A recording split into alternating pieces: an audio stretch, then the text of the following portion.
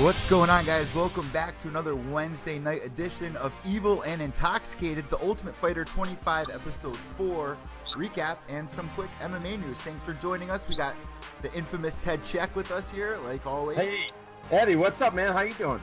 I'm doing awesome, man. What a crazy week it's been for the weather here, but let's jump right into the Ultimate Fighter Season 25 talk right now. Yeah. TJ Dillashaw coming into this, Ted, was on a 3-fight winning streak, and you can kind of tell with Cody's mood. He came in all excited when he first started out, and you can tell even when tonight's guy lost on his team. He was just kind of like, yep.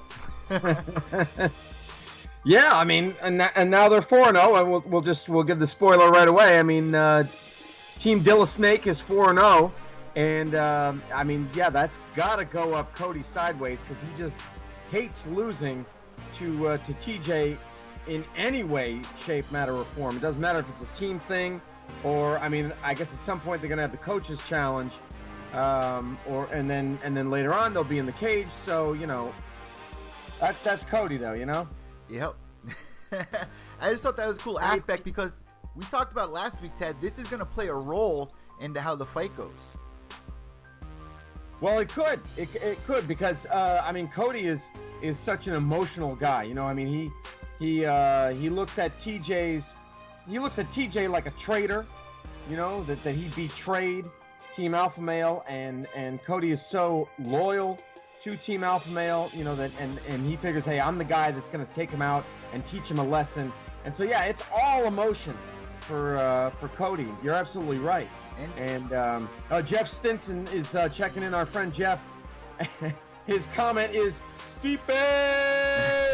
And guys, we are going to get into UFC 211. I know that's one of the biggest fight cards of the year. You're all wanting to hear what me and Ted have to say about it. We're going to be getting into that right after we talk about Ultimate Fighter Season 25. So going into this, Ted, I saw a lot of things on tonight's episode that I was kind of crying about last week that I was earning for. More of the house, saw a little bit of alcohol. Right. Yep, you saw that. Miocic Tate making a Clay Guida popping in. Guida was there, and Cody's fiance, Lunchbox. She goes by the name Lunchbox. I mean, when I hear that, it doesn't exactly get me excited, but I mean, because she's a good-looking girl, but she goes by Lunchbox. Well, have you ever seen the movie The Little Giants, Ted? The Little Giants. The Little Giants. I can't say that I have. Al Bundy's in it. He's the evil brother. But the girl, she's on the football team, and she's cute, but she's kind of boyish, and they nickname her Lunchbox. Oh, okay. So that's probably where it's from, huh? I believe. Maybe my memory's a little fuzzy. But yeah, I believe that's where it's from. So, Ted, tonight's fighters, we had James Krause, which is a familiar face, and he was saying that he's felt robbed, that he was coming into the season. He lost on season 15, I believe it was on, and then he took a fight on short notice in the UFC. He was doing good, and you were even telling us he's one of the only fighters on the season that's actually in contract with the UFC. He's the only one. He's the only one, and he has a. They had some other guys that they were considering, or that might have been fighting to get into the house, but by the time all the dust settled, it was just James Krause. He's the one guy, and he's on a 2-fight win streak. But they did show footage, as you were saying. They showed footage from the Ultimate Fighter when he was on it, and yeah, there was some illegal knees there by Justin Lawrence, so yeah, he kind of got dealt a raw deal. Pat's in the house. Pat's back. Pat's back. Love Stop checking in. So we got the crew. Love. The crew is assembling.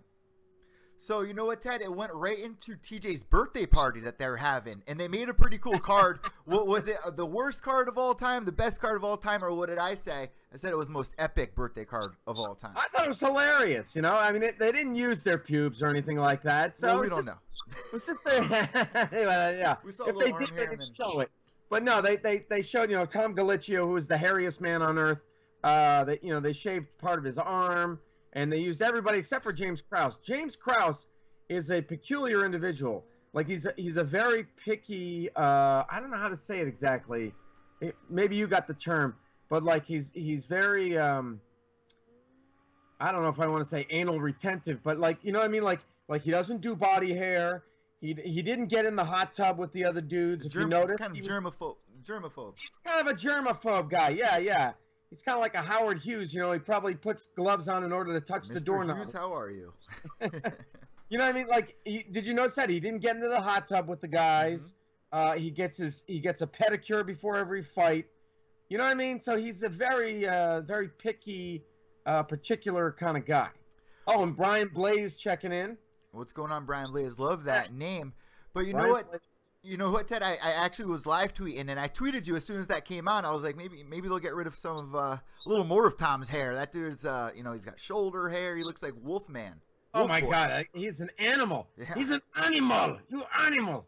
Yeah. So so they glued that onto a bear, and they said it would, being on somebody else's team would be unbearable. Hey, Ann's checking in. Hey, Ann, checking in. Ann was actually live tweeting with us tonight at ChillZone95 on Twitter, and that actually reminds me, guys, if you guys want to let us know what you thought of tonight's episode, let us know at Pure Evil MMA and also at Ted Czech. That's TEDCZECH. I actually got some shirts for sale. We got a bunch to talk about, and I'll talk about it in a little bit here. But Ann, thanks for checking in, guys. Thanks for checking in here. I want to know, when we finish talking about this, what you guys will rate this. So think about that as me and Ted kind of go back here. So, Ted, they were going a little bit in the training, which is something I also brought up last week. I wanted to see a little more of how TJ is dealing with his team and how Cody deals with his. TJ's been very impressive, and he was even telling Krause, he was like, I really want you to stay at range, be southpaw. And then you saw Cody tell his boy over there, Johnny Nunez, that he wanted to be a dirty kind of a fight, and that kind of played back to how he lost. He was just kind of gassed there when he got hit with that. He was dropped, and we're going to talk about that in a second. Right. Yep. So definitely two totally different game plans, but each playing to their strengths. I mean, Nunez, a shorter, more muscular dude with a wrestling background. Yeah, he wanted to make it ugly and make it fast paced to try to gas Krause out, because Krause is used to hanging back and kind of chilling and kind of setting the pace nice and slow and methodical, and so Nunez is like, oh, he's not going to be able to handle it. He can't handle my rhythm, as GSP would say. So but as we'll talk about, it didn't quite work out that way. And there's something that TJ even brought up about cardio when he was talking with him. So I really enjoyed seeing that, but I want to see a little more of that. They only spent like a couple of minutes on that. So then everybody was waiting for, they were watching the fight nights, like we said. Faber was there, Misha was there. And then Julian started making drinks, and I thought something crazy was about to happen. And then it just kind of moved along. I was like, whoa. It got cringy because Cody, who apparently is a lightweight, well, he's not a lightweight, he's a bantamweight, but as far as drinking, is I couldn't help myself. As far as drinking is a lightweight, because he kept going, hanging with the boys. And I do that all the time you should see me when I go out, bro, on fight night. Oh my God, over and over again he kept saying that, and Lunchbox was like, you're gonna look like a total douche. And she was right. She speaks the truth, man. She's real. And she's like, you're gonna look like a total douche. And he did. Hanging with the boys. Dude. I'm gonna relate with Cody there. He was just trying to have some fun. But you know how they film, they kind of make you kind of look like an idiot all the time. That's what they're always looking for. But I thought there was going to be a little something more that happened when Julian started making those drinks, Ted. I was really waiting for it. I thought it was our moment there. It almost was. But, something's got to okay, here's what's got to happen. And I don't want to wish this on Julian, but if he loses, he will go nuts. He'll be like, look, I lost, I don't care, and he'll just start drinking. That's my prediction. I really hope that they get into a little backyard brawl or something like that to kind of spice things up. And it's coming because, like you were saying, with the egos and whatnot. But you know what? Getting back into Johnny Nunez, Ted, this was the second time he was brought back on a Season Ultimate Fighter. On Season 22, unusual. He lost and then was brought back to fight David Timur, who's actually on a pretty hot streak right now in the UFC, making a pretty big name for himself. Looked great against Lando Venata, right? Yeah, that's right. That was his last opponent there. So, no love lost there, but he gets his redemption shot. He gets the redemption shot. Right. And tonight, you could tell he really wanted it, and we're going to talk about that in a second. But I felt like he was very anxious. He wasn't really talking with anybody. He even said it himself how anxious he was feeling, and it's got to feel sour at the end of the day. Yeah, he said that to Misha. And yeah, I mean, the guy, I forget what his record was exactly, but I mean, he may have had 10 fights, right? I mean, it was something like 8-2 or yes. Low. I mean, not very many fights. And then you look at Krause. What was he, like 23-7 or something? Yeah, he's got a pretty wild record. I mean, yeah, Krause had probably a good 2 to 3 times as many fights as Nunez, and so maybe that had something. Maybe that was part of it. I don't know, but yeah, you're right. Johnny did seem a bit anxious, and yeah, I think the nerves got the better of him. They even brought Misha in to kind of help him calm down a little bit. And Misha also used to train at Team Alpha Male for a little while, but what gym does she train with Johnny at? What gym was that? Team Quest, training with Team Quest. So they brought her in to help him, and then they kind of switched to the Hayder Hassan Diego talking, which was a little foreshadowing. Right, yeah, because those two guys are pretty tight. I guess they both train at ATT, at American Top Team, and then you had Cody and the other guys from Team Alpha Male kind of applying a little bit of pressure, let's say, by saying, hey, whose journey is this? That was Cody. Whose journey is this? Is it his journey or your journey? Yeah. Because Hayder was like, well, look, I'll fight him, but I'll fight him in the second round. I don't want to fight him in this first round. It's through the redemption season, and you know what? I love that both of these guys were on this season Ultimate Fighter. They both came on my show a couple months ago before we even knew that they were going to be on, and both guys. I mean, Diego over at Titan FC, he was on a pretty hot streak over there, making a pretty big name for himself. But he's actually the youngest guy on this season, Ted, at only 28 years old. Yeah, and that struck me as weird too, because, well, in a sense, like at first when I heard that 28, and I'm like, okay, because 28 is not young. I mean, fighters get into it when they're 20, 21, 22, something like that. But then again, this is the redemption season, so everybody is older. So 28 is actually young for this crew. I got to ask you this question, Ted. What age do you think a fighter's in his prime? And I know it kind of varies fighter to fighter, but what age do you think? Well, what I've read, and I don't know if there's any science behind this or if this is just kind of popular opinion, it's somewhere around age 30, because it could be anywhere. You could take 28, 29, 31, 32, and it could be anywhere within there, because that's kind of like if you take experience and you take skill, and that's when the two meet. You know what I mean? Like you're going along and you're fighting and you're fighting and you're fighting and you're training and you're training and you're training. So all of that, your expertise and your experience meet at this peak, and that's when you're in your prime. So and for some people it might only last a couple of years. That is the average, usually about 28 to 32. So I think you nailed that one on the dot. I'd say about. Thank you, man. About 30, but it does range fighter to fighter. Like Jose Aldo, he's only 29 now, and he looks about 40. You know what I mean? So. He does. He is old, man. I'm very old. Anderson Silva. I'm old. I'm very old. So then, of course, right after that, Ted, they jumped right back into the stories of James, and he was kind of opening up about his parents having cancer, how he had to take in his little sister, and he also has an 11-month-old. And you can tell how much more mature he is this season than he was, from past. Yeah, I mean, that'll do. The kids will do that to you, for sure. He owns two gyms now. Yeah, and that kind of played into, like, Nunez was saying, oh, well, he doesn't really want to be here. He doesn't want it as bad as I do. I think what he was alluding to was, like you said, that Krause has these gyms, so he doesn't need it like other fighters need it or want it. And, the guy's doing well, but that just because you own a couple of gyms, those gyms, you got to make sure that they're viable, right? Yeah. I mean, we don't know how much he's making off of those. No, but there are a couple pretty big names over there that will definitely help with the ongoing of it. So it's definitely a good start for a fighter, especially when we talk about what fighters supposed to do after their career's over. It's on, but you're right, you do got to take care of that. But people like Zach Cummins, he was saying, Tim Elliott as well are training there. And another thing, Ted, then it kind of moved on to the weight cut, and both guys came in right on point, 170.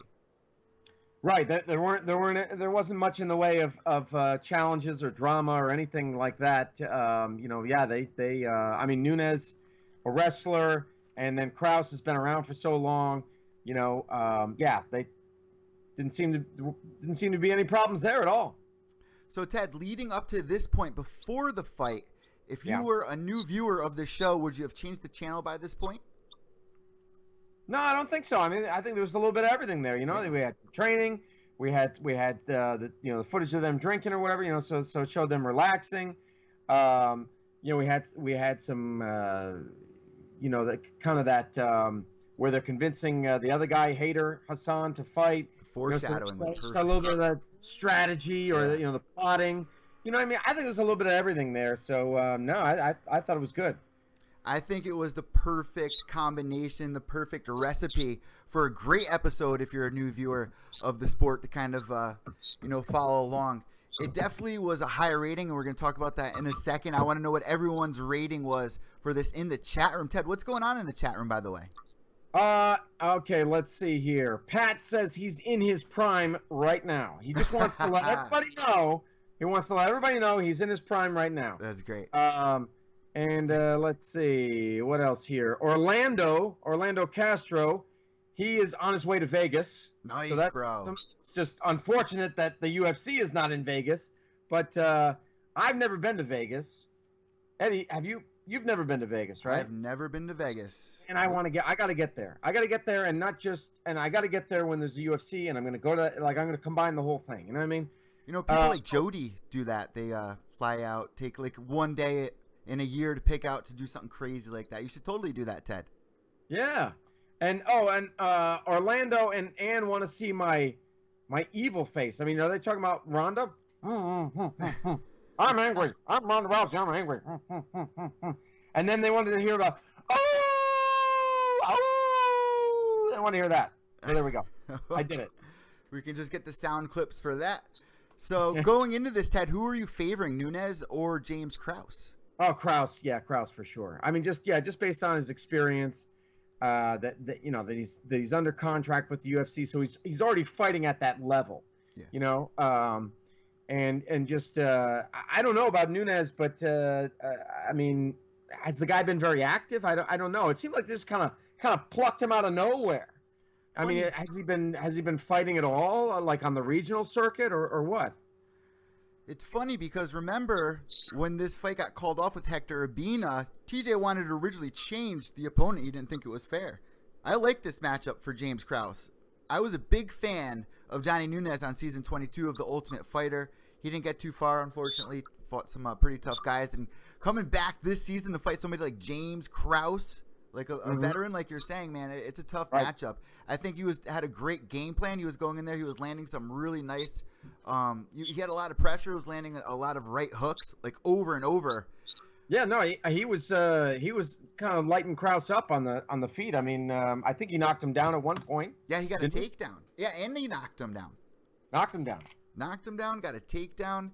Really nice right hook, like I was saying. And he dropped Krause with the right hook, a matter of fact. But the one thing I liked about Krause, he was landing a lot of really nice kicks, landing knees that could have dropped anybody. Like a couple of times, I thought that Nunez was going to go down, especially with the big knee to the chin as we got to the last minute of the first round. James landed one really nice uppercut, and then drops Nunez at one point, and then finishes him off with the submission. I was just like, wow. Just burnt Nunez Tommy out. Bones is checking in. Tommy Bones checking in. Tommy Bones. Yeah, but Nunez, I felt just really worn himself out. So you thought he gassed out, huh? Yeah. Well, he after the fight, he was talking with Miocic Tate, and he said he got hit in the liver. Now, that'll do it to you. Yeah. You know what I mean? I don't know which strike that was, because like you were saying, Krause was kicking him a lot. So it was probably one of those because the knee from Krause knocked him down. So I think the knee was to the chin, wasn't it? Or maybe it was to the upper chest, to the solar plexus, or to the, is that the chest or the chin? He landed a couple of those to the chin that could have dropped him, but it was that one that did. Yeah, that last knee that he did that flattened him out, so that he could follow him, so he could follow him to the ground. Yeah, that looked like it was probably to the chin.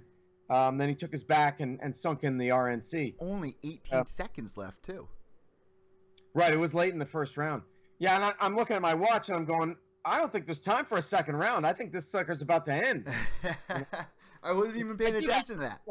Like if they start the fight and it's like, 20 of 11, then I'm like, oh, well, they're probably going to go all 3 rounds. You know what I mean? I do that. Hey, guys, I got some really quick breaking news coming in from the UFC.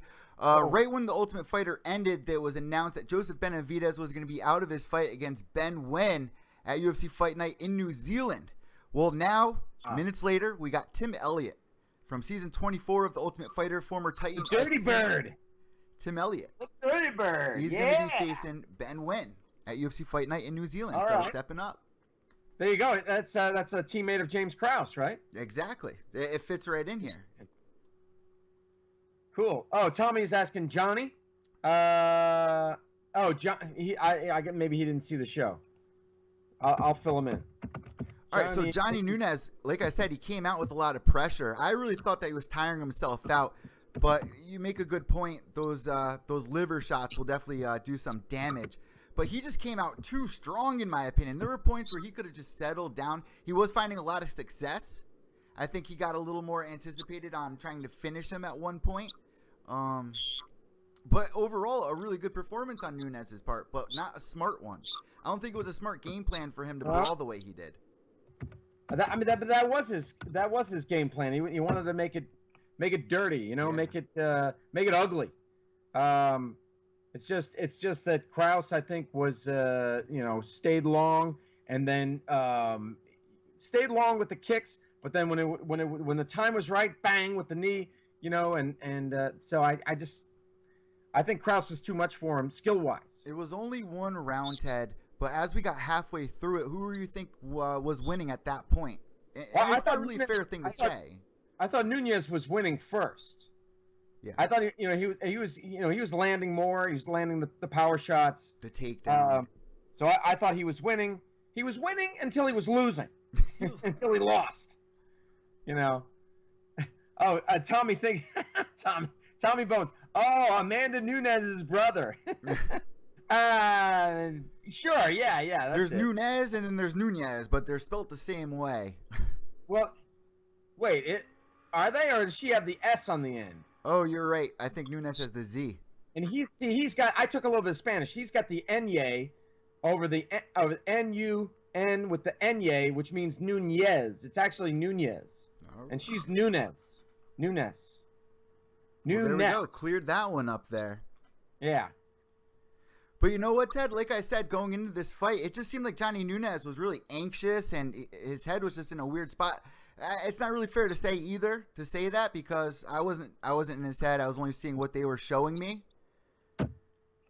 But going into that fight, I think that James was more mentally there. And some people might disagree. Some people might disagree. I agree with you. I mean, yeah, like we said, Nunez was it seemed like he was kind of wallowing in self-doubt, and that's unfortunate. Well, but, even Dana White said this is really it to see if he can fight in the UFC at this point.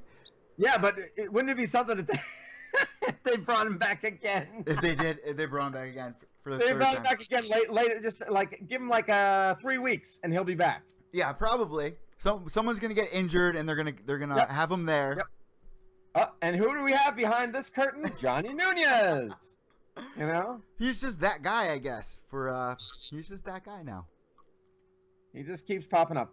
But so then they had the just to move it along, they had the fight announcement. Now let me ask you this, because maybe I missed something here. Why does the losing team get to make the fight? I thought the winning team always makes the fight. So they changed it up this season, right? Usually whoever won was going to be picking the fights. And what did we see when that was happening? We were seeing a lot of unfair fights, a lot of really technical. I like it better this way, honestly. Okay. All right. So Cody announces the fight, after that the strategizing that went on. He announces Diego Lima, which is his guy, versus Hayder Hassan. And the weird thing, everybody talks about Julian Lane and his let me bang, bro, and all that. Yep. Well, now we've got Hayder Hassan saying, "I love you, bro. I love you, bro. You're my boy for life. You're my boy for life." And he gave him a kiss and everything. He just, they're squaring off, and he just kept talking. And he just kept doing it. Diego's like, "Look, we're gonna fight, dude. It's a fight. It's nothing personal. We're gonna fight. Yes, I'm your boy, but And Hassan's like, I love you, man. I love you. It's a weird thing for a lot of people to fight somebody that they know like that. I think that's one of the reasons why Faber retired in a way. I know. I make fun of it. I kid, but look, I'm sure it's very difficult. No, I love that. I love you, bro. I love you. But Tommy's asking, did we see the Fertitta commercial, chilling on a plane? I missed that one because I guess is it for the that $500 million investment firm that they just started, or what? Did you see it, Eddie? True. I do know that they did start an investment firm, but I did not see that commercial. Oh, okay. So Tommy says he's got it on DVR. So imagine if in that fight Diego's on bottom, and we see what we saw in the first episode when the guy's finishing a guy. Free will, dedication, spirit, but instead he's like, I love you, bro. I love you, bro. I love you, bro. I love you, bro. Bro, I love you. As he's banging on him like a drum. Just bouncing off the canvas. I love you, bro. A basketball. No, that's more like celebrity death match right there. Yeah, Ann says, I thought he was going to give him the tongue. Oh, God. Flip him the tongue. You know what? Hayder Hassan was a big fan favorite on that season of Ultimate Fighter. Youssef, our boy Youssef, big fan of Hayder Hassan. Who are you favoring, though, here, Ted? Diego or Hayder? Youssef does not like me. Oh, yeah, I forgot about that whole situation, but that's not part of this show here. But who are you favoring, Diego or Hayder? What's that? Diego or Hayder are you feeling on this one? You know what? I gotta say, I remember Diego. I don't know anything about Hayder Hassan. I'd have to do a little bit of research, and in order to form an educated opinion on this. So I'm gonna have to defer to you, Eddie. What do you think? It's hard because a lot of people freak out on me when I pick somebody that I interviewed, but in this case, I interviewed both the guys. So it's so there you go. So either way. Man, it's going to be a good fight. I feel like Hayder might win, but also at the same time, Diego might win. You know what I mean? It's Here's the crazy thing: they know each other. They know each other because they've trained together, right? Yeah. So man, that's it. They both got the intel on each other. They know each other's tricks. Should be interesting. I am kind of favoring Hayder, but I do want to see Diego win as well. I didn't want this fight, Ted. I did not want this to happen. Eddie, don't be a hater. Pick Hayder. Boom. Sorry, I'm coming out with the cheesy jokes tonight. I don't know why. But you know what, Diego, he's making that run over there at Titan FC. He did recently just lose for the title. I think that was his last fight over at Titan FC. It would be something to see Diego come back and make a comeback here, but I do believe Hayder Hassan is going to get the finish. He was a huge favorite on that season of Ultimate Fighter, and I think he still got it, man. And then what happened? He was a favorite, and then what? I don't know. He I believe he's fighting for Titan FC as well, but I can't tell you his last 3 fights. But hey, Tommy Bones says, see, you gotta help me out with this. He says, who's that Canadian fool that tried beating 80 Bill on you fighter? I don't know. I'm Tommy, you lost me, buddy. Tom, I do not know. Who's that Canadian fool that tried beating 80 Bill on you fighter? I'd love to help you out, man. Maybe he's talking about the MTV show with CM Punk. That CM Punk's on it. You know what I'm talking about? Oh yeah. Oh God, what is the name of that? Not the challenge. It's a pros versus. No, that's what it is. Pros versus athletes or something. Actors versus athletes. It's something like that. Is that what he's talking about here? Is that what you're talking about, Bill? He said $80, beating $80 on fighter. I have no idea, man. Man. No idea. I do remember when people would get offered $100 to take a punch from Kimbo, though. Oh yeah. Oh, one guy even said, "Hey Kimbo, can you put on your football gear and tackle me?" Yeah. Yep. Remember that? Because Kimbo used to play. I guess he played linebacker in college. And a matter of fact, his son was just announced for Bellator, Ted. So as we end this Ultimate Fighter Season 25, Episode 4 recap, I am wondering what you guys rate this episode. Me and Ted were kind of reminiscing about this. And if you are listening to the podcast, make sure you let us know at Pure Evil MMA and also at Ted Czech. Ted, I'm going to start with you. Out of 5 stars, what do you give it? 5 stars? I mean, 4.5. 4.5. Give it a 4.5. I think you're right on the money there. I think I give it a 4. I think they had the great combination, but I feel like a little more could have happened in the house. I wanted to see a little more of what happened with the drinking. Like you said, Cody was like, "My boys, I'm chilling with the boys. Chilling with the boys." You know, I think a little more could have happened on a couple of occasions here, especially, you know, with a bunch of these guys with the egos that they had, like you brought up last week. Something is bound to happen. How come nobody tried to pick up Misha? That's one thing. Nobody tried to pick her up. You know, like, hey, let's go in the closet. We'll play spin the bottle or what? You know, nothing like that.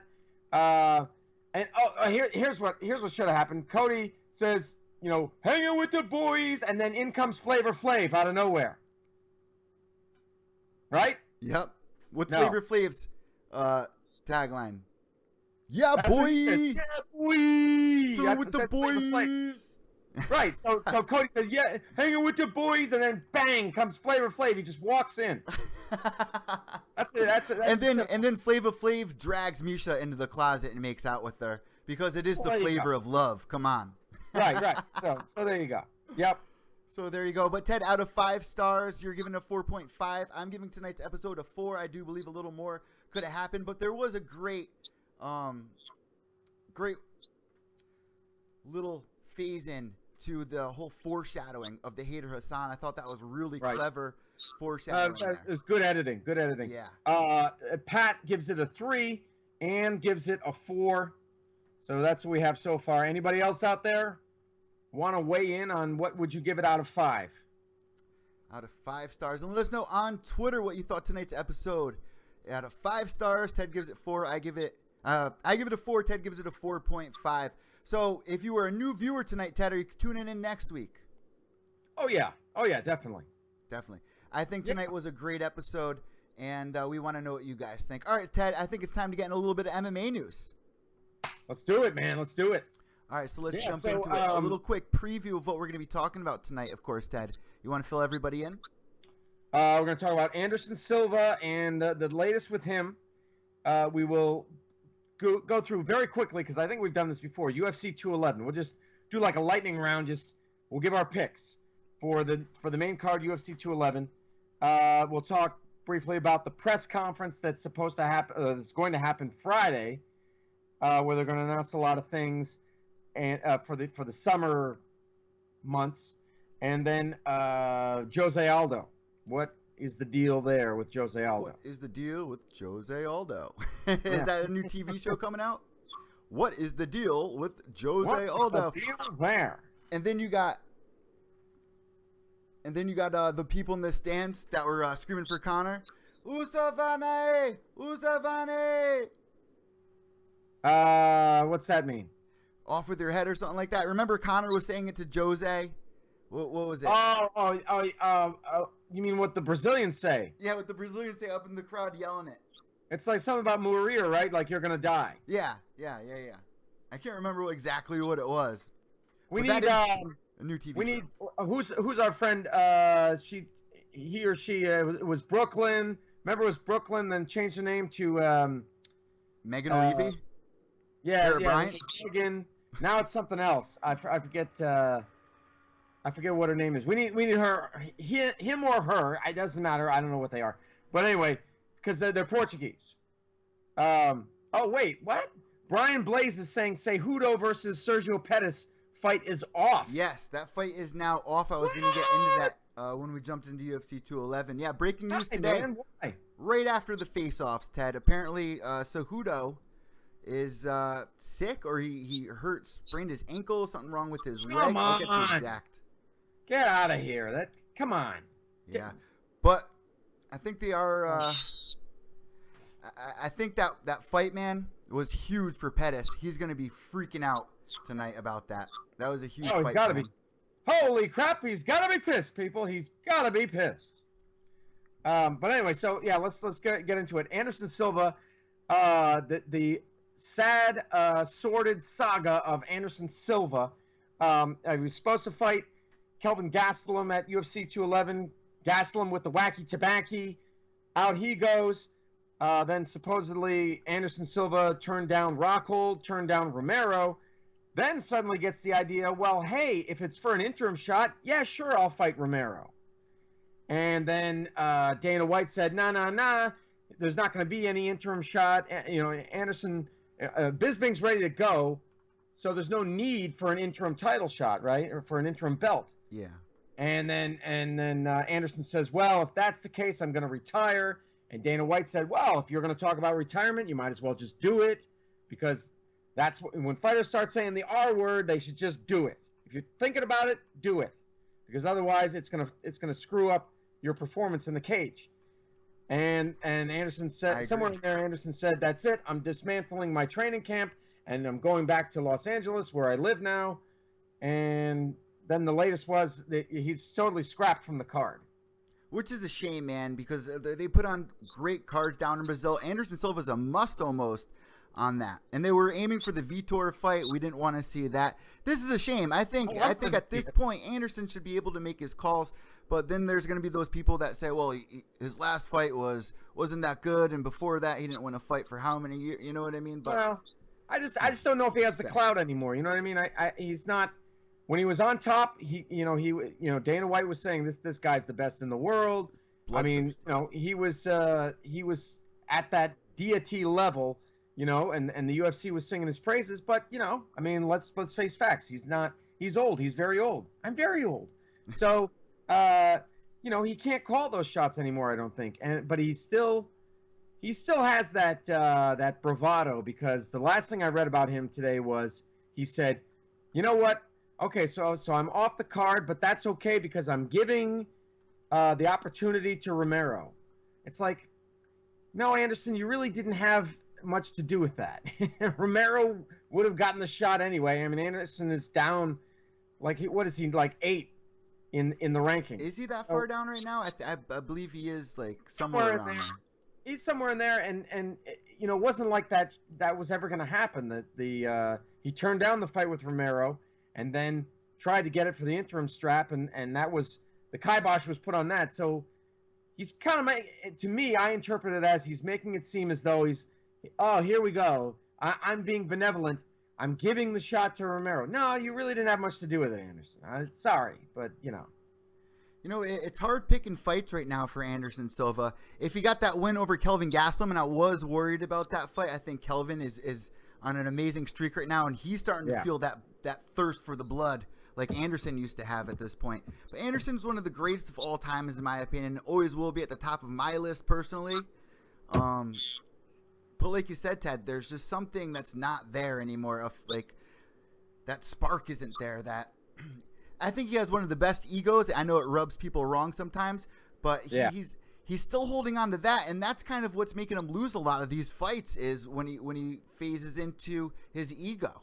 Oh, you mean when he starts showboating? When he starts showboating. Well, he's always done that, but it was just that he ran into somebody named Chris Weidman, who wasn't going to back down, as the Tom Petty song goes. That's Chris Weidman's walkout song. Weidman wasn't going to back down, Weidman wasn't intimidated. And Weidman wasn't playing those games and had Anderson Silva scouted, and Twice. you know, he faked the right hand, and then Anderson just walked right into that left. You know, and that was Even that. in that fight with Michael Bisping, where his career is at right now, Ted, he shouldn't be taking those risks. He really needs to get back on top, especially with how many people in the MMA community that we all know. MMA is about streaks. You really need to put streaks together. And even though he was the greatest of all time, doesn't mean anything if you're not winning fights anymore, especially when he was on, I think, lost 3 fights in a row until his Brunson fight, correct? 4 fights in a row, maybe. 2 against Weidman. And no contest, Diaz. No contest against Nick Diaz. And then after that was Bisping, right? Or was there another one in the summer? Correct. Okay. Yeah, I see. I wanted him against Vitor. I actually did want to see Anderson versus Vitor too, and then you could take Marquardt and put him against. Well, let's see. Marquardt's going against Vitor, but I don't know. You could find somebody else for Marquardt. You know, somebody else that's in that Geritol posse. You know, the older. Yeah. You know, the guys who've been around for a while. Mm-hmm. The old timers club. Former champion too. But no, I thought that fight would do really well. Anderson Silva versus Vitor, the rematch. That's just not what I wanted to see for Vitor's last fight. I want Vitor to win, and I also want Silva to win in Brazil. So that's the only reason why I didn't want to see that fight. The first fight was enough for me. He came out with the mask. They were training partners. The whole story came, and then he got that crazy kick, which is actually the background on my Xbox still after all that. Oh, all right.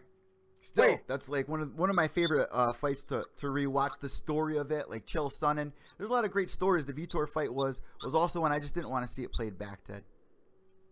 Oh, Brian Blaze is checking in saying that he's saying that Cejudo actually hurt his hand. Hurt his hand. Okay. Thank you very much for clearing that up for our audience. And that Uriah Hall, that's right. I saw this too. Uriah Hall wants to fight Anderson Silva. He tweeted him saying, we've got unfinished business, because they were going to fight a long time ago. Last and then year. that fight got scrapped. Yeah. But I mean, it looks like at this point that it's done. Like, Anderson is not going to fight at 212 no matter what. Which really sucks, because then what do we do with that fight poster where Anderson is, like, crapping on the town of Rio de Janeiro? And it's weird, Ted, because you brought up how he's, kind of talking about retirement, but at the same time, couple months ago, he was saying that he had like 8 more fights left in him. I hate when fighters bring up the retirement, because it also shows us, and it might not be true, it could be true, but for the most of the time, it shows that the fighter just doesn't have that will anymore to really push forward or see themselves going much further. Yeah, and saying we're buffering. Oh, all right. I don't know why. I've got a green bar. So it looks okay on my end. Looks alright on my end too.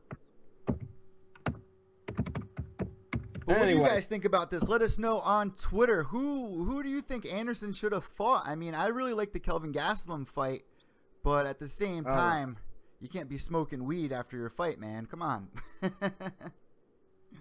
Right. Yeah, and then I saw something that Kelvin said about, you know, I'm never fighting in Brazil again. Well, it's not that. You know what I mean? It's like, dude, take a little responsibility. You did it. You did it to yourself. It's nothing to do with the country that you were in. Yeah. You know? Anyway, so UFC 211. Let's go through this real quick, Eddie. Okay. Want to start with the main event? Let's start right there. Okay, Miocic versus JDS. Your pick. I am going with Stipe on this one, man. It is now the rematch. I got Stipe, and I don't think it's going to go all 5 rounds. I do believe it's probably going to end in about the 3rd. Yeah, I'm going with Stipe as well. TKO or knockout somewhere, 3rd, 4th round, somewhere in there. Yep. Joanna Jędrzejczyk versus Jessica Andrade. Now, Ted, before you even make your pick, they were doing something really funny today on the UFC, and I want you to try this. Spell Jędrzejczyk really quick. Try to spell her last name. Let's see how far you get. It's J-E-D. Oh, sorry. J-E-D R-E-J it's like C-Z-Y-K or something like that. You got pretty close. I should know it. I'm Polish, but I don't have it memorized. Honestly, in this fight, I'm going to pick first really quick, Ted. I think Jessica Andrade looks amazing at this weight class after changing. She's been doing a lot, but her last fight against Hill, I don't think that was enough for a title shot. Maybe some people might yell at me. That is the Invicta FC champion. But at the same time, Joanna Jędrzejczyk is a different kind of creature. Well, yeah, I mean, that was quite a battle there between Angela Hill and Jessica Andrade. Yeah. You know what I mean? And Hill showed a great chin and everything. So, yeah, it got you wondering. You're like, whoa, wait a minute. What if that was Joanna in there? How would Joanna fare against Jessica? Would she be able to do as well as Angela Hill did? But, yeah, we're talking about different skill sets. I mean, striking, yes, but, you know, just different fighters. So, yeah, I'm picking Joanna. Yeah, I'm going to go with Joanna as well. I think that's going to go all 5 rounds, though. Yeah. Unanimous decision. Going to drag Jessica Andrade into deep waters, really test her cardio, and I think Andrade is going to gas and you know, in those championship rounds, and Joanna's going to pour it on and get the UD. Get the unanimous decision. I got to agree with you, Ted. Oh, wow, cool, man. I think it's going to go all 5 rounds. Yeah. All right, so we have Damian Maia versus Jorge Masvidal. Exciting fight. Every time I choose against Damian Maia, he just gets that submission and makes it look so easy. So Ted, who are you favoring here? I got to ask. Every time you pick against Damian, he climbs up on your back and he snuggles you really close, and maybe he just slips something in, and you know, then you're out. I thought he was going to beat Rory McDonald that time. That was the last time I really was on board with Damian Maia, and then he lost that fight. But ever since then, man, he's really connecting. Yeah, man, he's the human backpack. And this fight will probably, I say probably because you never know, it's the UFC, and we're in a new era, you know, WME, IMG, leapfrogging and all that. But this would probably determine the new #1 contender for Woodley's title. Woodley is about to announce, I think, or somebody's going to say who Woodley's fighting, because he's fighting in July. It won't be Maia or Masvidal. So the winner of Maia Masvidal will get the next shot at the welterweight title, I think. And I'm picking Damian Maia. Well, you got Jorge Masvidal coming off an amazing finish of Cowboy, and then you got Damian Maia, who was already in place to be next after the Wonder Boy. He was actually in front of Wonder Boy, and then they kind of, you know, made that fight for Woodley. You know, he really needs to win this, or else he's taking 3 steps back. I think this was a risky fight for him to take. I don't know why he did it. He could have been next already after UFC 209, Woodley versus Wonder Boy. I think that was 209. I am going to pick Maia, though, here. You're picking Maia? Yeah. Too? As well? You think by submission? Oh, yeah. I'm going by submission. Sorry, I'm just writing a note here. Yeah, I got all green bars over here. We're all good. Unless it's on your end. Tommy's asking. No, mine looks good. I got the green bar all the way across. Me too. Tommy's saying, who's Woody fighting? Did GSP change his mind? All right, so... Yeah, go ahead. So this is just a real clusterfuck, really. No one really knows.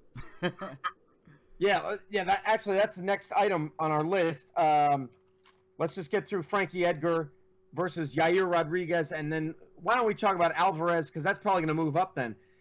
Where it always should have been, Alvarez and Poirier. But anyway, Edgar versus Rodriguez, your pick, Eddie.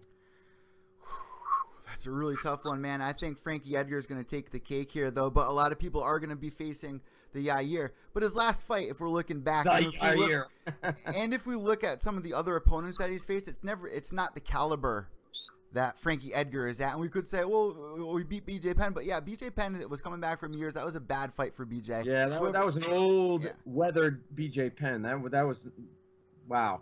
Yeah, that was a prime BJ Penn. Yeah. Oh, yeah. And then you got Frankie, who was on a nice little streak, knocking out Chad Mendez. But his last fight, I think it was at UFC 200 against Jose Aldo. Right. He ended up losing. Oh, no, he had a fight after that at UFC 205, though, didn't he? After the Aldo fight.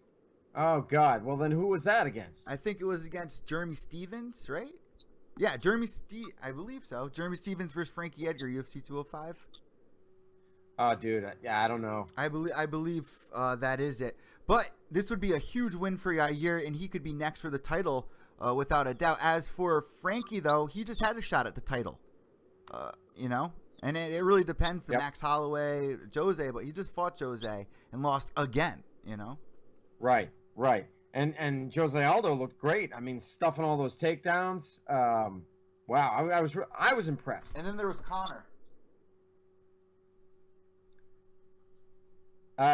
Standing in front of a microphone. No, yeah, Conor was in the crowd watching Frankie Edgar and Jose. There's that famous picture of him just standing in front of people like this, standing up. You don't remember that?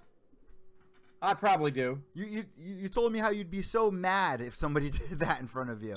Oh, you're talking about that was in New York, right?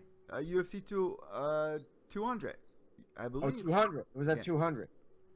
Okay. Yeah, I remember now. I do remember now. Yeah, and they eventually moved him over so that he wasn't he would be like standing in the aisle, so that he wasn't in front of anyone. Conor, you're gonna have to move.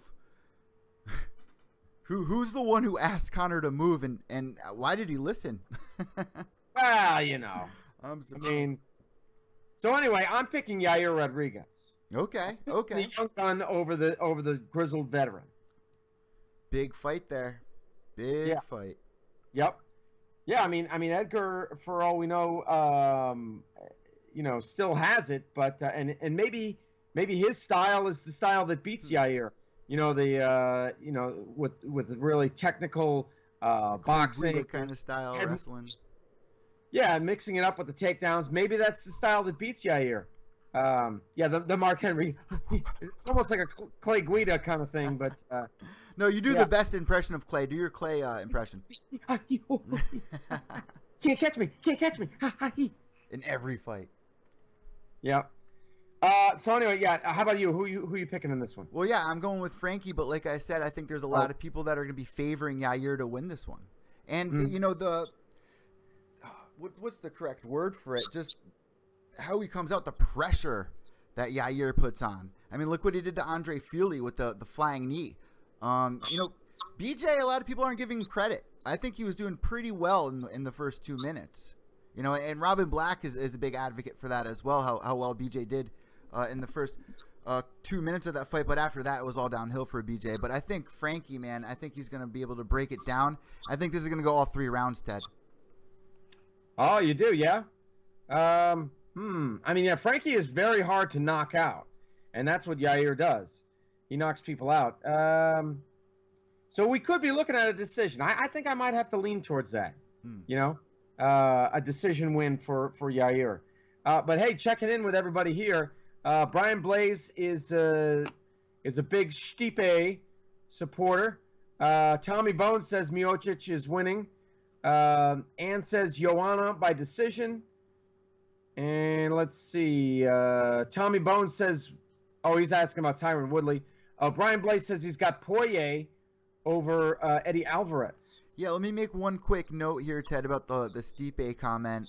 Going back into that really quick. JDS in his last fight against Big Ben Rothwell, I think he looked better than he has in the past couple of fights that he's had. He wasn't looking too good before that fight, man. I don't know really where he's at, but he did look really good there. He just had a child. He's in great spirit.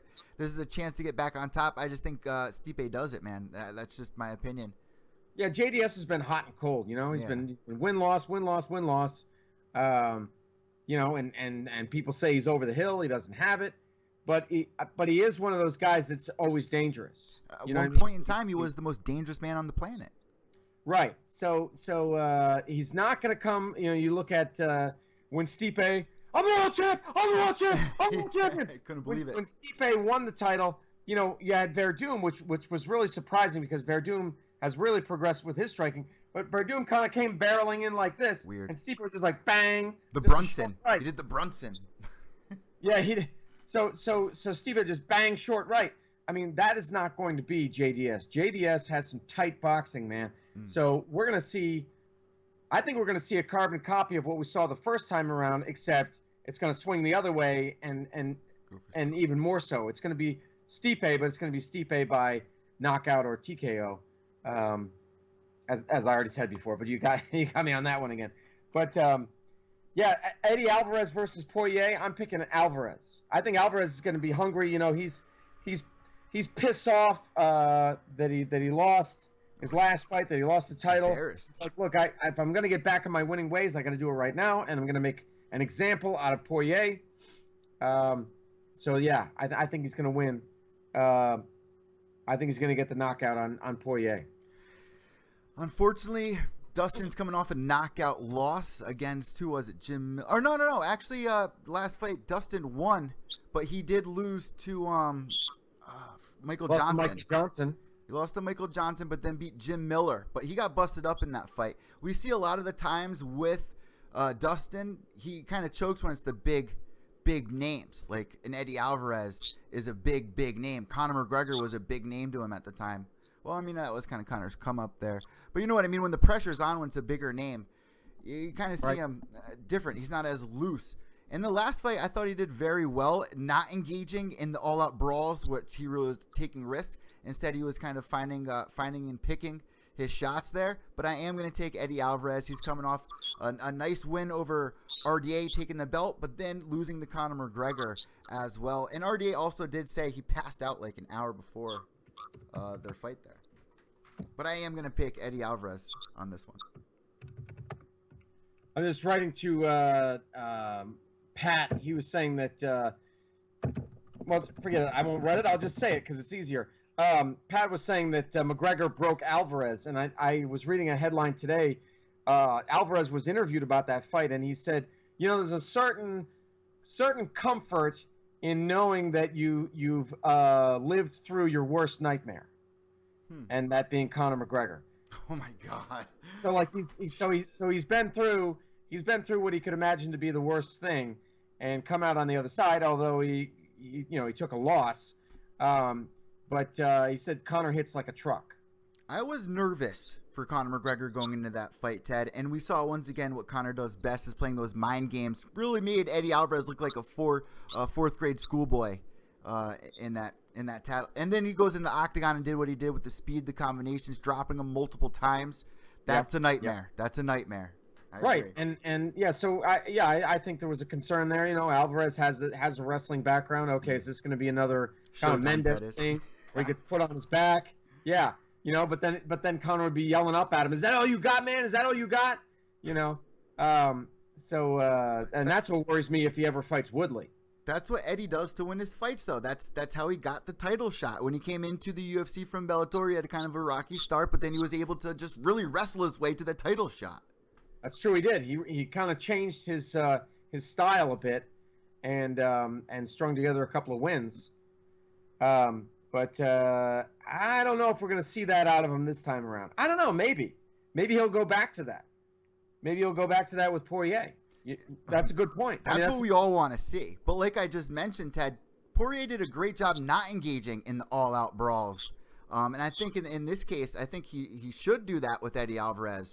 He needs to do that with Eddie Alvarez here. Eddie Alvarez is a dog, though, when he gets hit. This is going to be an amazing fight, a possible fight of the night.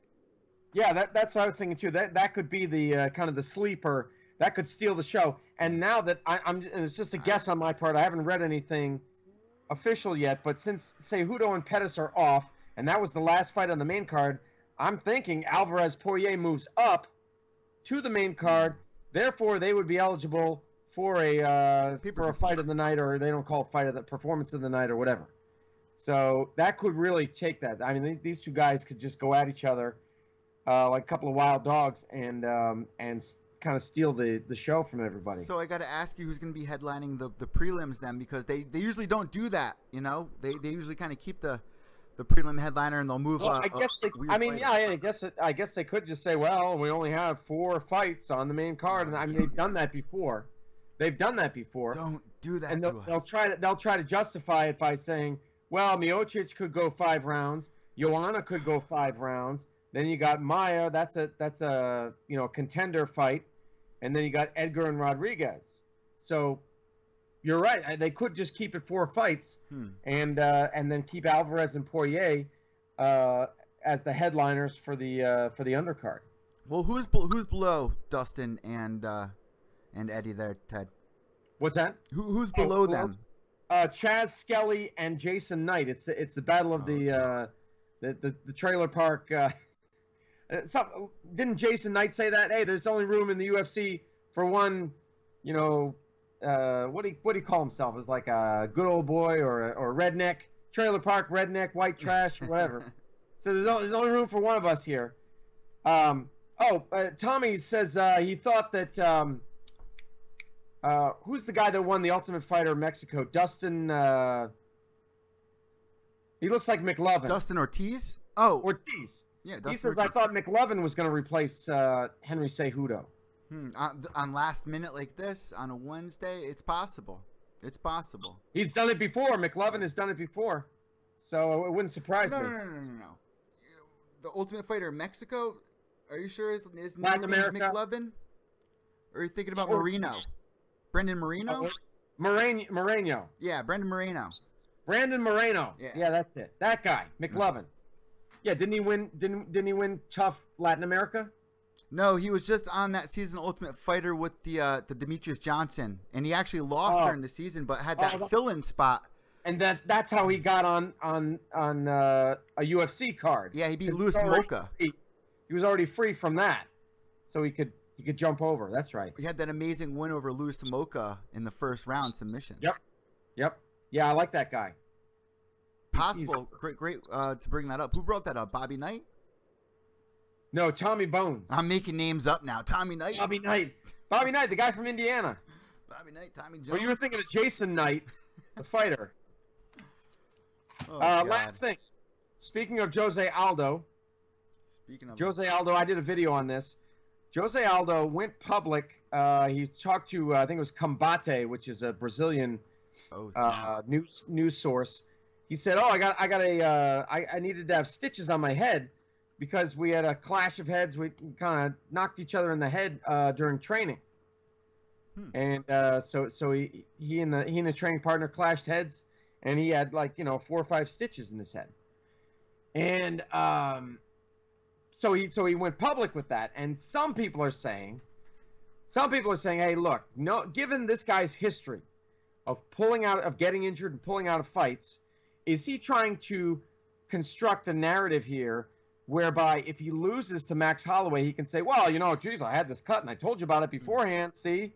And that's why, That's a good point, Ted. That's a good point. I don't know. I said that, and then, some people, one guy in particular got angry at me and says, oh, you don't know what you're talking about. I'm like, look, I'm just telling you what people are saying. It's an option. It's happened. It's like what people say about Dana White when he says something. It's like, well, look what he said in the past. Well, look what Jose's done in the past. You have the right to say that. I always go to the opposite. Whatever Dana White says, I do the opposite. Yeah. Like when Dana White says, I don't think the Diaz brothers are going to ever fight again, I don't believe him. Not for a minute. I actually think. Oh, let's talk about this real quick. I think in the press conference on Friday, he's going to announce Nick Diaz challenging Tyron Woodley. And then I think we're going to see Conor McGregor versus Nate Diaz 3. So he's going to activate the Diaz brothers. Activate the Diaz brothers. Oh, God. Have them on the same card. Well, maybe not on the same card, but maybe. But, the Woodley thing is going to be July because Woodley's already said, I'm fighting in July. I'll tell you but this, Conor, Ted. I don't think it's going to be ready until late summer, early fall. I got to ask you this, though, Ted. Do you think they're going to put Woodley in the main event again, or do you think they'll have him do the title fight as a co-main? Just going off what happened in his fight with Wonder Boy, how lame it was. I mean, he's still not a draw. I don't think he's a draw, but Nick is. Yeah. So if he were to fight Nick, you could make it a main event, but if it's a July card, there's only so many options there, right? Mm-hmm. Isn't there? What are we looking at for July as far as International Fight Week? That's 3 cards. Go ahead. There's 3 cards right in a row. The Ultimate Fighter finale, then we got the Cody No Love versus TJ as the third day, and there's a card in between as well. So would you, this being a title fight, I mean, would you put a title fight in a non-numbered UFC event? No, we're not going to see that. Well, okay. All right, I brought it up. Woodley's not going to go for that, Ted. All right, so you're talking about July. You got July 7th. That's the Ultimate Fighter Redemption finale. Then you got UFC 213, which is July 8th, and 213 does not have a title fight. Huh. We got Robbie Lawler versus Donald Cerrone, Verdum versus Overeem 3, and Anthony Pettis versus Jim Miller. So it could be something. So it could be that one. It could be 213, which is July 8th, because then following that, July 16th, we have a fight night. Then we have a UFC on Fox. And then July 29th, UFC 214. But there's been rumors for that one, right? I don't know. Cormier and Jones.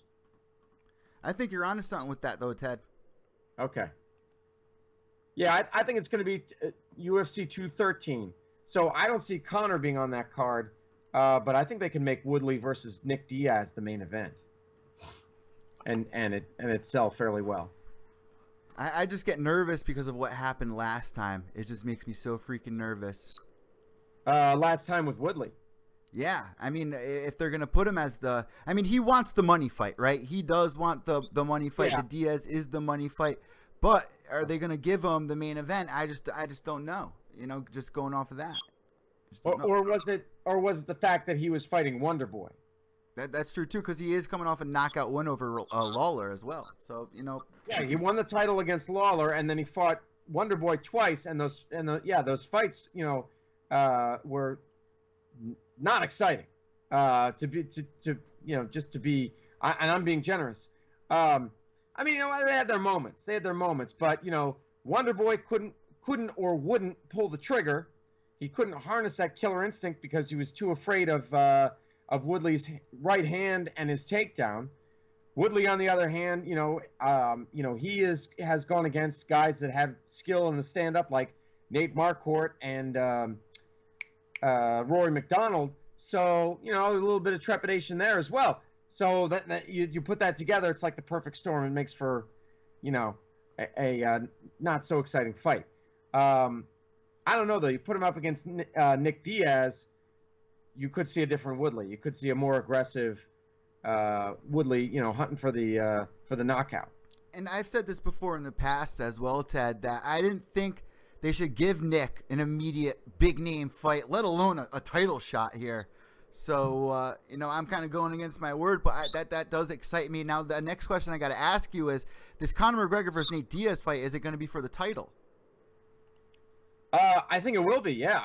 That is Conor's already fought him twice at 170. So he proved, at least in his mind and maybe in the minds of his fans, he lost at 170. So he's like, oh, I'm going to get that back. So then he beat him at 170. So he's like, okay, we're done with 170. And he is the lightweight champ, and Nate has fought at 155 before. He's going to have to drop a significant amount of weight, but he has fought at 155 before. And I think Conor did even say that. Conor did say, yeah, we're going to have our rubber match, and it's going to be for the title at 155. Conor has even said that. And you're killing two birds with one stone, because then everybody can shut their mouth about Conor defending the title. That's true. That's true. He knows it's going to be a huge fight. You know what I mean? Because he's not about defending belts. As I've said many times before, he's only about gathering the belts. He's not about defending the belts. You know what I mean? So I think if he was going to go for Woodley, he would end up getting stripped of the lightweight belt, and then he would gain the welterweight belt, and he would be the only guy to ever hold three belts. Belts in three different weight classes. That would be nuts, man. That scares me. And that Woodley fight does scare me. I think you're onto something though with Nick going against Woodley. I think that's the money fight. That's what's going to bring it. But this Conor McGregor thing versus Nate, I still do feel like it's too soon. But then again, there's really no other fights for Conor at 155 right now. The whole Khabib versus Ferguson, that fell through. That was the big fight that was going to make them have a name for themselves, and they lost that moment.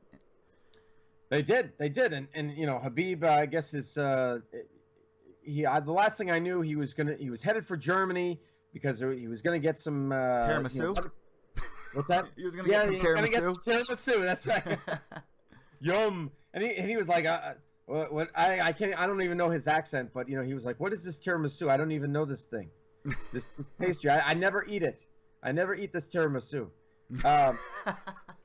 You know, but and somebody said they saw him doing it. They saw him eating it like a week. I don't know. That's funny. He's eating something. He has no idea what it even is. I don't know. They just put it in front of me. I eat it. You know, it tastes good. But yeah. Who's feeding him the tiramisu and not telling him what it is? It's like, you know, like Nick Diaz said, "Oh, GSP poisoned me." So I guess I was probably Fergie. Ferguson, you know, slipped him the tiramisu. That's freaking great. With the acting single. Tommy Bones is saying that Thompson let me down. I wanted to kick for him. Like Tommy Bones wanted to take his place and actually throw some kicks for Wonder Boy. Oh, yeah. I wanted to kick for him. Yeah, very, very boring fight. That was a disaster for the main event. That's why it makes me nervous about putting him as another main event contender. And you know what? They might not. I mean, look at 211. We've got 2 title fights. They could do a tandem thing and make Woodley versus Diaz the co-main. I wouldn't be opposed to that. And yeah, the other thing about Khabib is, so he's getting medical treatment. He's getting tiramisu treatment in Germany, and then he's got Ramadan, the holy month of Ramadan, which is an entire month. You have to fast, right? What's that? You have to fast for like a month or something like that. There something like that. Yeah, there is a. That's crazy. Something. Rough. I mean, I don't think he's totally depriving himself of food for an entire month. He might die. But it's somewhere in July and August, I guess. Yeah, you got to be careful. You know, starving yourself if you're an athlete. You know what I mean? You got to be really careful. Yeah. Oh my God, yeah. So then the question is, what happens to Ferguson? Does he just wait for Khabib? Well, does he take another fight in the interim just to stay fresh? But then in doing that, you run the risk of losing. You know? Well, everyone was kind of asking for Nate to do it, but Nate was coming back with like, I'm not fighting for a fake title. You know, would that be an exciting fight for you to tune in for that?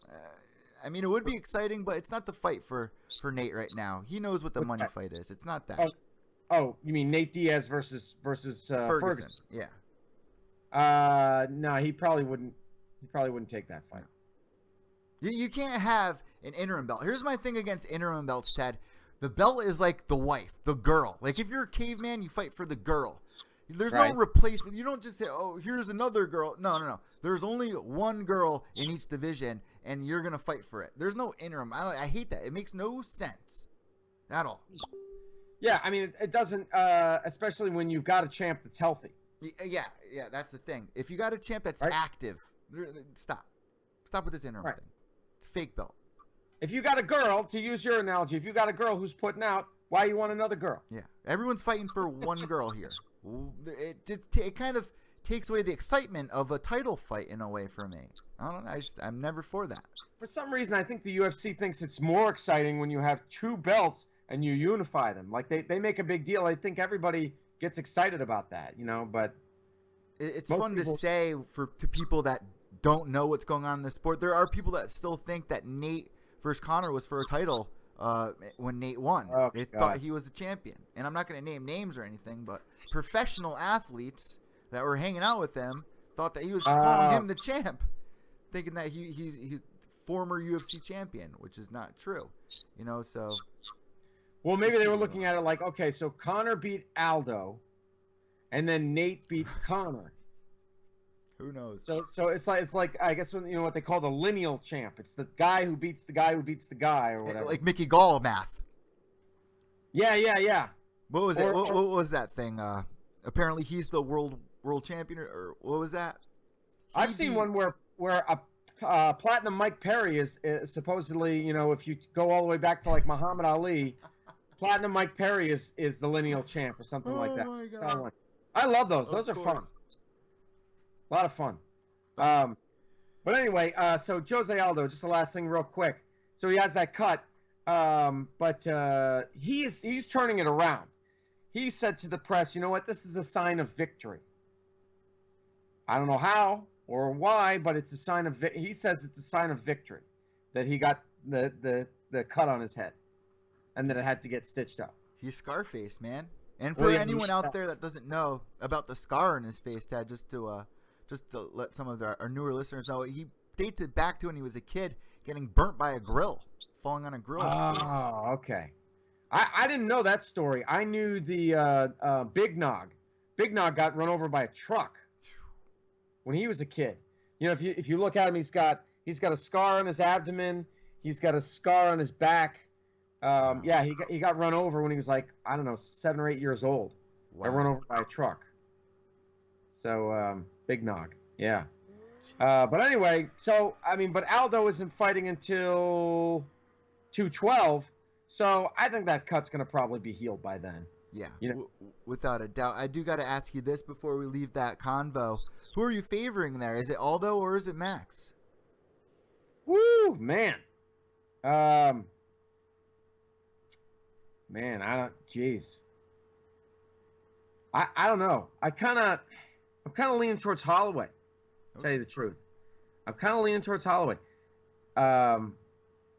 This guy's been on a hell of a tear, and you know, he's got a lot of weapons. Very well rounded guy. Tall, right? I think he's taller than Aldo. Yeah. Yep. You know, length. You know, rangy. Yeah, I think he's going to do well. I think he's going to beat him. Well, you know what? Before the Conor McGregor fight, which was a tragedy for Jose Aldo, he was undefeated for 10 years, the only champion the UFC ever has at featherweight. But the problem is here, Ted, we're not in the days of the WEC where he's knocking people out with flying knees in 7 seconds like he did to Cub Swanson, or finishing people. His last few fights were really all going to decision. He does still have those brutal leg kicks like he used to, like in that fight against Uriah Faber back in the WEC. But I think it's a little more of a dulled version of Jose Aldo here, as we see with Max Holloway, a little sharper. But then again, Jose Aldo made an amazing comeback by sealing a victory over Frankie Edgar, who was also looking sharp at that time. So who am I to say anything against him here, especially since the Conor McGregor fight's the only fight he's lost in 10 years, you know? But I do believe Max Holloway is a little sharper right now. Yeah, the crack on Aldo was that he faded. He would fade in the later rounds. But no, he looked great against, like you said, against Frankie Edgar. I didn't see any slowing down in that fight. But prior to that, that was kind of the knock on Aldo. Was that, you know, fourth and fifth rounds kind of went, you know, he would get way ahead on the cards and then kind of drop down a little bit on the last two, but he'd still come away with the decision. I mean, the Chad Mendes fights. What was not the Korean Zombie? Who did he fight? Not the Korean Zombie.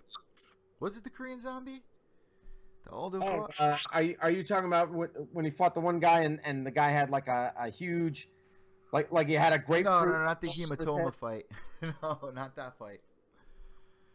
No. I'll think of it in a second. But yeah, he's not finishing fights, man. He's going to decision, and we saw what Max Holloway just did to Showtime Pettis, man. That was brutal. Even though Pettis had a broken hand, Holloway has been looking amazing since he lost to Conor McGregor 3 to 4 years ago. Yeah, you know, he's on a streak.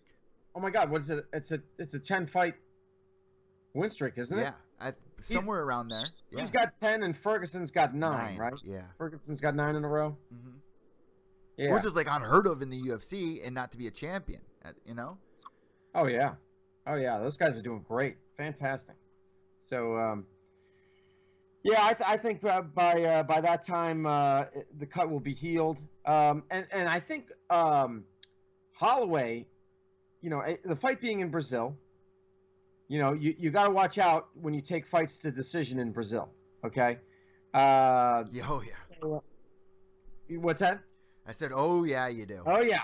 So he's, you know, he might be looking for that quick knockout. You know, maybe he thinks that he can do what Conor did. Pat's asking, would we want to see Ferguson versus Woodley? That's right, because Ferguson said, hell, I'll go to 170. My wife likes me when I'm a little bit chunky. I don't want to see that fight.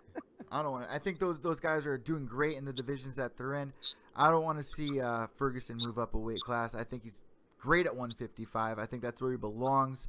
Yeah. I think it's just a little out of place. It would be an exciting fight, I guess, but I just don't think that's going to happen anytime soon. But it's something fun to talk about, you know? Right. And I mean, heck, if he yeah, I don't know. I think you're right. Stay the course. Stay at 155. He's got 10 wins at that weight. Why would you want to screw that up? And there's nothing really special about. I think what it was he got caught up in all that, you know, because Conor has been holding up the division.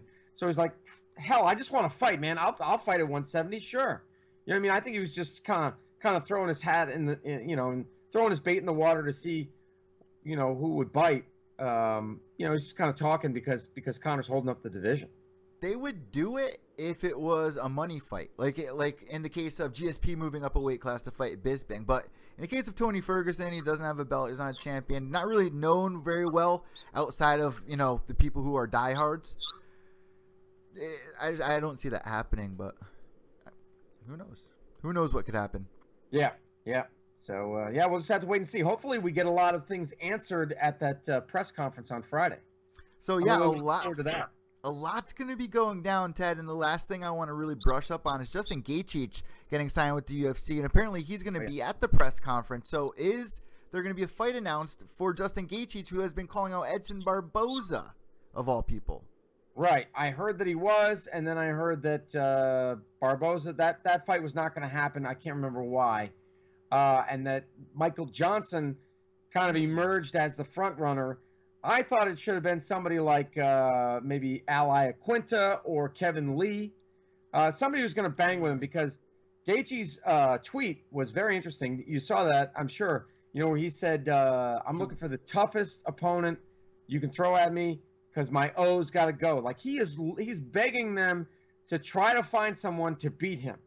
17-0, 14 knockouts, Ted. I've been at his last couple of I was actually at his last fight cage side. He's very risky. He goes in there, he only says he wants top 5 opponents in the UFC. Well, look what they just did to Marlon Moraes. They gave him a top 5 opponent, you know? So why not? It's the same for Justin Gaethje. He's going to put on these exciting fights. I like his game plan. He says he wants to be knocked out. He wants to be knocked out. Or at least he wants someone to try to knock him out, exactly. I guess. He has a risky style of fighting. I don't know if a lot of our fans here have seen him fight before. But go check out his fights. I mean, he's fought somebody that we've had on our show. He's fought Nick Newell, took the belt from Nick Newell at one point. That's right. That's right. Yep. Yeah, I mean, Gaethje is, you're absolutely right. He's a risk taker. He just goes for broke, man. He's definitely earned his nickname, the Highlight. Yeah. You know? He's just all aggression. He did a freaking cartwheel kick at the end of round number 2 at World Series of Fighting New York. It just absolutely amazing to watch live. Yeah, that was cool.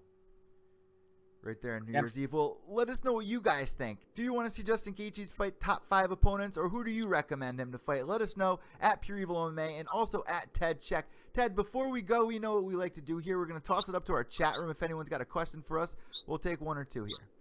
Let's see. Tommy Bones says, Matt, he's talking about, like we were talking about win streaks and Tony Ferguson on a 10-fight win streak. Tommy Bones says, Matt Hughes used to clear 10 fights on a bad streak. LOL. Let's see what else we got here. Well, going back to your analogy about, you know, the title is the woman. Yeah. So why would you want to have more than one? But Tommy says Tommy begs to differ. He says 2 bitches are better than 1. Huh?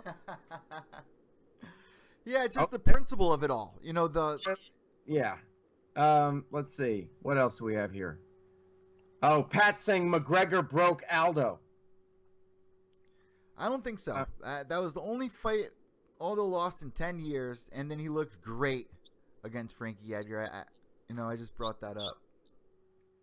We'll see. We'll see what he does against the young gun here. You know, Aldo versus Frankie, both a little older fighters, both guys who fought back in the WEC era. You know, Holloway, he's kind of grown up in the UFC. He came into the UFC in his early 20s. Yep. Yeah. So what is he now? I mean, he's not even. I think he's 24, 25. Wow. Yeah, He's that's young. Maybe even 26, somewhere around there. Oh, so Pat's saying somebody's got to fight Ferguson. Who? Who's going to step up to fight Tony Ferguson? Ooh. Who's in that weight division, Ted, at the top there? We got the lightweights. We could say the winner of the Eddie Alvarez versus Dustin Poirier fight. Maybe they'll match up Ferguson with Eddie if he wins. That's a possibility. You also got RDA that's coming off a loss to him. What's going to happen with him if he gets a win in his next fight? Maybe they'll match him up with the rematch, then have that for the title. Who knows? There's a couple of guys. Yeah, because Alvarez is at 3. Ferguson's at 2. Habib is at 1. RDA. Ferguson already beat RDA, right? Yeah, in the last fight that he had. Yeah. So RDA is at number 4. Barbosa's at 5. Wow. Yeah. Geez, I mean, looking at that, I'd have to say if Alvarez beats Poirier, then it should be Ferguson versus Alvarez. If Tony wants to keep busy, he doesn't want to just sit and wait around for, I guess either McGregor or Habib. Even the Barboza fight, I'd kind of like to see as well. Both guys have an amazing style of fighting. It could be a very boring fight at the same time, though. I mean, look at the Yoel versus Jacare fight, kind of the same thing. We thought it was going to be a banger and ended up really putting a lot of people to sleep. Yeah, I have to rewatch that one. No, don't remember. No, don't really. Because all that I think about when I think about that fight is that spinning back fist by Romero. That fight was so boring, man. Aside from the spinning back fist. Yeah, I wasn't into that fight. That was like one of my most hyped up fights that I was exciting for, and then watching it, I was like so over it. I was just like, I guess maybe that's why I can't remember it. I've repressed it, because it's just so it was like living a nightmare. Should I think of it like that? Yeah, I guess. Well, we've already seen the nightmare, so maybe this upcoming fight, Ferguson versus Barboza, I think that would be fun. I mean, who is next for Ferguson? What do you guys think? Let us know on Twitter at PureEvil MMA and also at Ted Czech. I don't know. I mean, that weight division, you got to kind of wait to see what everyone else is really doing here.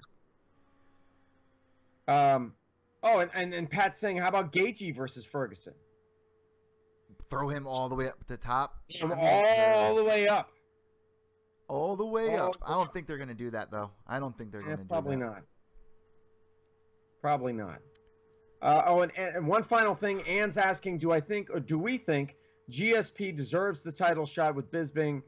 Then if he wins, is he going to retire? I think that, I mean, I understand why they did it. I mean, is it right? It's business. It's a business decision. I don't know. I'm kind of ambivalent towards it. You know what I mean? It's kind of strange, but I'm kind of like, okay, fine. Have GSP fight. We'll get that one out of the way, and then, if Bisping wins, he's fighting Romero next, or even if GSP is. Although I bet you if GSP wins, he'll be pushing for a fight with Conor. GSP took that fight because out of all the opponents that we could really match him up against, where he could be champion again, I think he liked Bisping the most. I think he sees himself beating Bisping. But don't underestimate him. Look what Luke Rockhold did. Look what Silva did. Look what Dan Henderson did. You know what I mean? Bisping's just been on a crazy streak, and now if he beats GSP, I mean, you could say he's the best fighter of the year again. You know what I mean? I mean, right? He's on a one hell of a streak here, man. I am not against that fight. I thought it was a little weird that he was moving up, but I do understand why they made it. But now it kind of seems like it's falling through. I mean, it doesn't really feel like a sealed deal. There's a lot of rumors of other guys now in the mix. So the last thing I saw was GSP put up a little video, and he's wearing a Captain America shirt, skin tight Captain America shirt, and he said that he's not going to be ready until after October. And then, and so everybody, or a lot of people online were like, oh, look at that, isn't that great? But then they were thinking, oh, well, we can squeeze Romero versus Bisping in the meantime. And then Bisping comes out and says, hey, you know what? How fortuitous that this happened, because guess what? I'm having problems with my knee. So I'm gonna need to wait until after October anyway. I like that. It just so happens. What a coincidence. So now everybody's jumping on Bisping. You're ducking Romero again. It does seem that way, but you can't be mad at him. It's only a couple months later, and it's a huge money fight. Now, if Bisping loses against Yoel, which apparently in his mind, there does seem like there's a fear there to fight Yoel for some reason. I think we can all kind of call that out. But why would Bisping take another fight if he just got to wait another 2 months? You know what I mean? Yeah, no, exactly. Yeah, I mean, because if he takes a fight right here, he's gonna have to take a couple of months to prepare, have the fight. Then it just seems like you're trying to squeeze 10 pounds of shit into a 5-pound bag. Yeah. I guess we're waiting until after October. But, Ted, we're going to get a lot of shade from that from a lot of hardcore fans because Yoel is deserving of that title fight. So GSP shouldn't even be in the talk, and I guess that's why Ann asked us that question there. But I do understand why, to come full circle, why they did match that up. And I do believe Bisping should have to wait. It's going to be worth it. All right. Meanwhile, the division's kind of held up again. But not again, but, I mean, it's held up. Yeah, and you know what the shame thing is? That the last opponent that Bisping did fight wasn't even a top 5 guy. It was Dan Henderson, who was ranked like 8th at the time. Yeah, that fight was was a grudge match. Yeah. That was, Hendo had the Hendo hammer on him, made him a laughing stock, made him an embarrassment. And so Bisping wants to rematch everybody that beat him. That's he's on the revenge tour. And the thing just kind of evolved, because it was kind of ready made, because remember the press conference where Rockhold and Bisping are going at it, and then Henderson kind of just looks over like, shut your mouth. Shut the hell up. Yeah. Shut the hell up, eyes. You know what I mean? So that kind of kicked it off. And it was his retirement fight. It's a lot of people still think that Hendo won that too. That Hendo won that fight? A lot of people still believe that Henderson should have won that fight. It did go to decision. A lot of people were leaning toward Hendo at the time. Yeah. But you know what, Ted? I think this is a great choice by Bisping, so I do have to agree with, just waiting it out. You're waiting it out as the champ. You have a couple more months as the champ as well, and to prepare for that fight. It only makes sense with the way that he's climbing the ladder here with the the Legends Killing Tour or whatever he's calling it. It's great. Right. I love it. But there does seem to be a fear of Yoel, so there are going to be people saying he's dipping and dodging. What a coincidence that his knee is injured. and maybe it's just all a part of a game. Maybe it's he's stringing Yoel along. Yoel's no spring chicken. So, 1 year in MMA it's kind of like dog years. 1 human year equals 7 dog years. 1 year as a mixed martial artist actually is more like, a decade or so that you're putting on yourself. So the longer he waits, the longer that he makes Yoel Romero wait, that's just the older Romero gets. I mean, yeah, the older Bisping gets too, but you know what I'm saying? Or Yoel will take a fight, and then hopefully Bisping's hoping that he's going to lose. But the general consensus is there does seem to be a fear there, even if he is dragging it out. It just seems like Bisping just really doesn't want to fight Yoel here. He wasn't too happy when Weidman lost there. So I don't know. I mean, come on. I think Weidman would have been a tougher fight for Bisping over Yoel. Oh, hey, all right. I just got an idea. Got an idea. Okay, so we're waiting until after October. Yep. Realistically, I mean, they could make it the December. They save some good fights for December. So if GSP is saying after October, then October, November. Say they make it for December, right? In the interim, you could have Whitaker versus Romero. There you go. And I bet that will happen. Huh? I bet that will happen. I mean, who do you think? really think Whitaker is going to fight next? It has to be a top 3.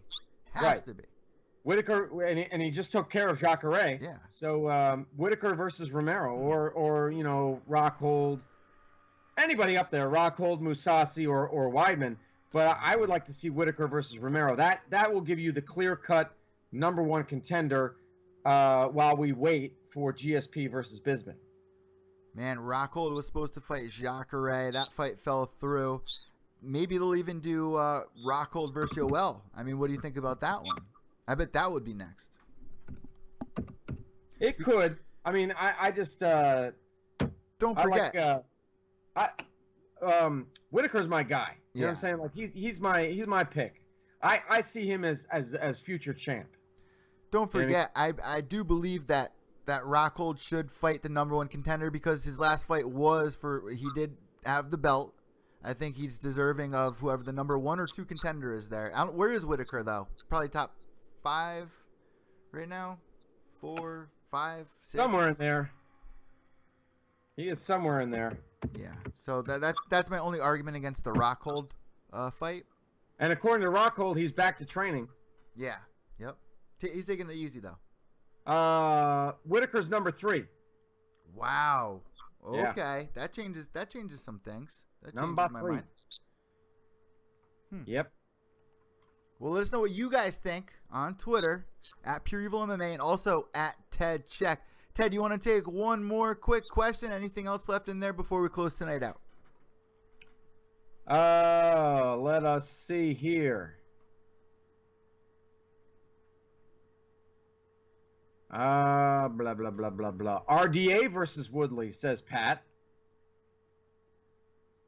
150, that's also moving up a weight division. That's 155 moving all the way up to 170. Well, didn't RDA move to 170? Oh, you're right. He did move to 170. I forgot that. Tommy Bones reminded us. RDA looking much better at 170, like a new man. Huge.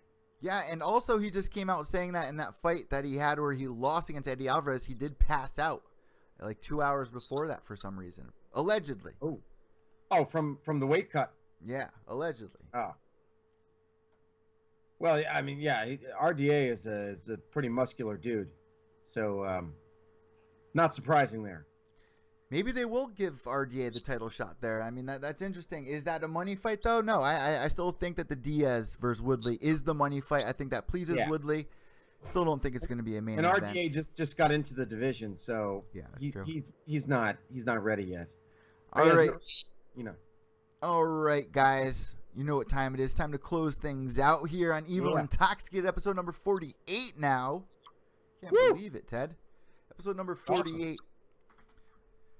We need some ideas for episode 50, though. I think that's what we need to call out to our listeners for. What are some ideas that you guys can throw out to us? Let us know. Oh, yeah, that's going to be a big one. 50, the big 5-0. Big 5-0. Over the hill. We're going to be over the hill, Ted. How do you feel? How do you feel about that? I've never been over the hill before. I've been over the hill, apparently. I mean, I'm not 50, but no, I think it's great. I think it's awesome. It's a great milestone. You know what I mean? For anybody that that does these things like us week in, week out. And then 52 would be an exact year. Wow. Yeah, you're right. Wow. That's crazy, man. 50 freaking shows. That's out. That's over. That's like a week worth of our show. You know what I mean? Like just to sit, watch episode 1 to 50. You're going to be there for quite some time. 2.5 hour shows here. But as you guys know, we do the show live, if you're listening on the podcast, every Wednesday night right after The Ultimate Fighter Season 25. To give the quick recap, Ted has a channel on YouTube, which we're going to be doing it live, so make sure you guys subscribe there. Also, if you are watching this right here on YouTube, make sure you subscribe to our podcast page on iTunes at EVil MMA. And also, we got some shirts for sale. Ted, I think we should make some EVil Intoxicated shirts for our fans here. But we probably should. But you know what, Ted? What videos did you release this week for everyone listening to go check out? I did. Hold on, I'll tell you.